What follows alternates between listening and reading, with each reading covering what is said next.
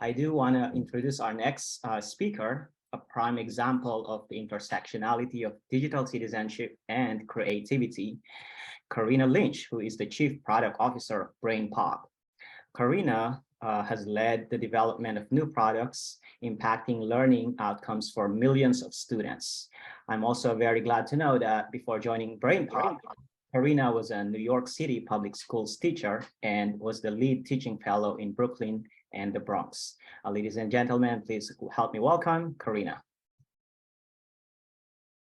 Hi, thank you so much for having me. This has been such an incredible and important event.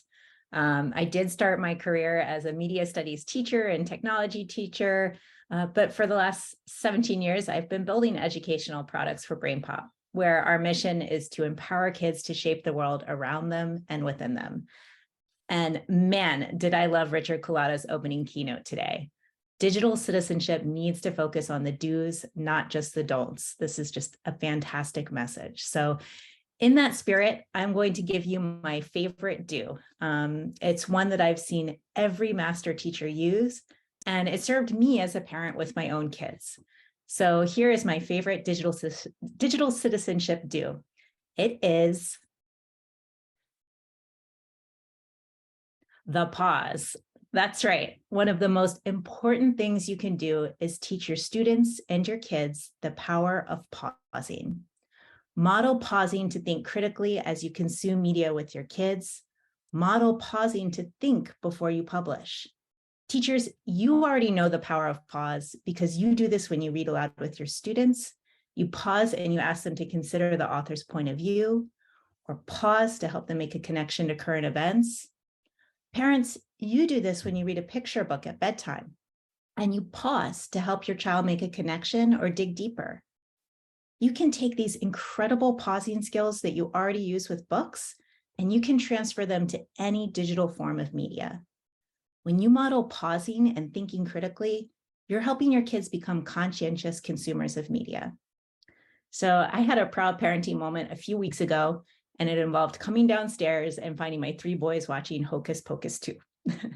As I stood in the background, my 12-year-old kept pausing the movie to help break down early Massachusetts history and the persecution of women for his younger brothers. Now, he did not get it 100% right, but he was practicing something he sees his mom do with media all the time, pausing and thinking critically about the media he's consuming. In our family, we pause and reflect when we read the news online together at the breakfast table. And sometimes we even have conversations about celebrities or politicians who forgot to pause and then publish that tweet or Instagram post. And those are teachable moments too. I want my kids and all students to be conscientious creators of media and thoughtful members of online communities.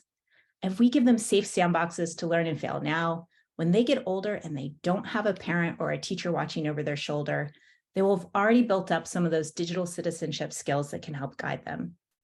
So when my kids are coding or making movies or simply texting with their peers, I ask them to pause and think, is what I'm about to post respectful to others? Is it respectful to myself? Pause and ask, is the information I'm sharing accurate? Pause and check if what I'm posting is constructive. Pause and ask, is it a force for good? So parents and teachers, model pausing and thinking out loud for your kids. Help them build up a habit of pausing and reflecting when they use media and pausing when they publish the text message or media that they've created. In the hectic times as we're racing through the day, firing off a million ideas, I hope we can all use the power of pause to become better digital citizens. And now I know we have a terrific panel coming up. I cannot wait to hear them. Thank you.